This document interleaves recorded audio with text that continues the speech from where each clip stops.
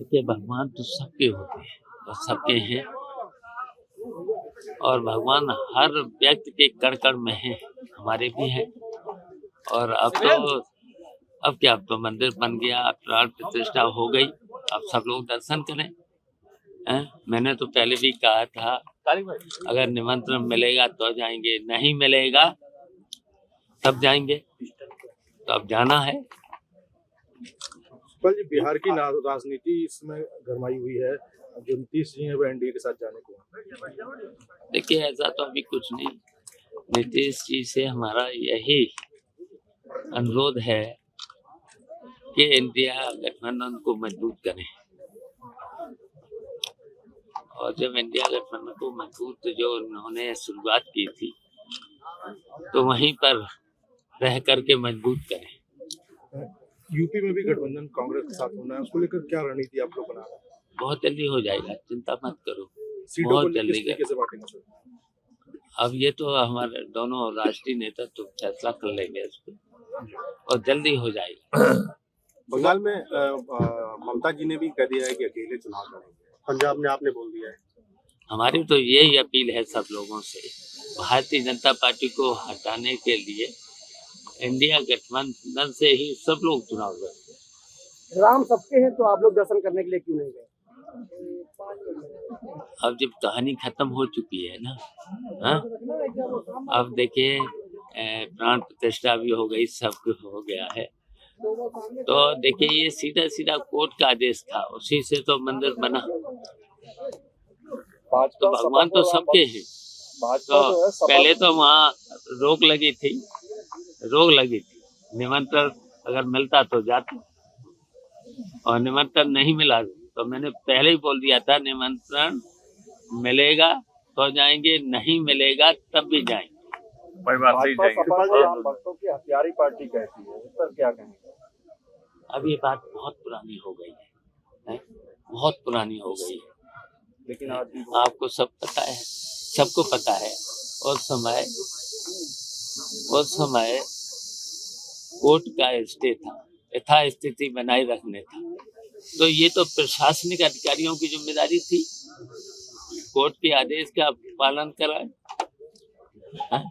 अब तो आपने सब कुछ पढ़ लिया, तब भी बार बार वही क्वेश्चन। अब तो ये खत्म हो चुका है, सब कुछ खत्म हो चुका है। सुपल जी, आपकी पार्टी के सर्वस्व हुआ है, क्या लगता है इस पे चुनाव पे असर पड़ेगा? तो देखिए, जो कोर्ट का आदेश होगा ना, कोर्ट का आदेश आ जाए, कोर्ट के आदेश का सब लोग पालन करें। संभावित सूची में अखिलेश यादव के आजमगढ़ से चुनाव लड़ने की बात सामने आ रही है। अब देखिए, वो तो राष्ट्रीय नेतृत्व तय करेगा, वैसे तो वो घोषणा तो यहीं से कर चुके हैं, कन्नौज से लड़ने की घोषणा कर चुके हैं, तो उस पर क्या सवाल है? लोकसभा चुनाव में भाजपा को रोकने के लिए देखिए, भारतीय जनता पार्टी हर स्तर से बेईमानी करना चाहती है, और करी है चुनावों में, सब में बेईमानी, और जहाँ जहाँ बेईमानी हुई नहीं हुई है वहाँ जीते। अभी मैनपुरी का चुनाव हुआ था, नहीं बेईमानी कर पाई। अभी हुआ तो घोसी का चुनाव, कितने से भारतीय जनता पार्टी हारी, और इसी तरीके से अगर निष्पक्ष चुनाव हो जाएगा तो भारतीय जनता पार्टी हारेगी, और इसलिए हारेगी कि भारतीय जनता पार्टी ने कोई काम नहीं किया है 10 साल में, केवल हिंदू मुस्लिम, और जो वादे भी किए थे, एक भी वादा बता दो कहीं पूरा किया? बताओ, कन्नौज में कोई काम हुआ है इस सरकार में? और समाजवादी पार्टी में अखिलेश यादव की सरकार में या नेताजी की सरकार रही है, बताओ कितने काम हुए? अगर उनका सूची गिनाना शुरू करें तो 2-3 घंटे लग जाएंगे काम का, और भारतीय जनता पार्टी का एक काम बता दो, यहाँ पूरे एरिया में बता दो। सर, वोटर लिस्ट में गड़बड़ी की बात देखिए, ये वोटर लिस्ट में ये एसडीएम को दिए गए थे, और इसमें से कोई आदमी रहता नहीं है, सब हैं बाहर के लोग, मृतक भी हैं, बाहर के लोग भी हैं, तो नहीं कटे हैं 250 वोट। ये वो लोग हैं जो बाहर रहते हैं, वो कटे नहीं है। हाँ, बाहर यहाँ कहीं है नहीं, वोट बना दिए। बना दिए। ये रही है, पूरी सूची है ये है। गोपाल जी, विधानसभा में आप अधिकारी भी उन्हीं के सारे पर काम कर रहे हैं, लेकिन हम लोग इसका विरोध करेंगे। पहले तो यहाँ जो भी सक्षम अधिकारी है, सक्षम अधिकारी तो चुनाव का काम एडीएम देखता, डीएम देखता है, इनसे करेंगे। नहीं तो हम लोग आयोग में जाएंगे। गोपाल जी, विधानसभा चुनाव में आप लोग को बहुत अच्छी जीत मिली थी, बहुत अच्छा रिजल्ट भी रहा था, तो ऐसे में अकेले चुनाव लड़ना, अगर लोकसभा चुनाव भी अकेले लड़ सकते थे, गठबंधन जरूरी है क्या?